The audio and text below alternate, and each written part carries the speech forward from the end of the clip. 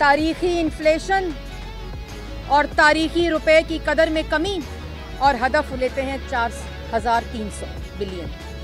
40 लाख लोग बेरोजगार हुए।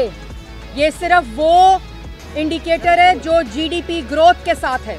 शहबाज हुकूमत डॉलर की उड़ान रोकने में नाकाम। रुपए की कदर में तारीख की बदतरीन गिरावट। डॉलर इंटरबैंक और ओपन मार्केट में मजीद तगड़ा। पेट्रोलियम मसनूआत की कीमतों में रिकॉर्ड इजाफे के बावजूद हुकूमत फेल।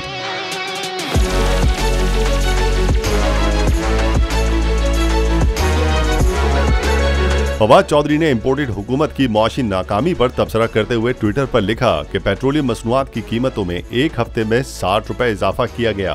गैस 45% और बिजली 47% के इजाफे के बाद भी डॉलर 200 रुपए से नीचे नहीं आया। पाकिस्तान की मईशत तो गोया नर्सरी के बच्चों को दे दी गई है जो हर खिलौने को खोल कर देखना चाहते हैं। फवाद चौधरी ने खबरदार किया कि मुल्क में मुआशी फसादात का खतरा बढ़ रहा है। सब्सक्राइब करें और बेल दबाएं ताकि कोई खबर रह न जाए।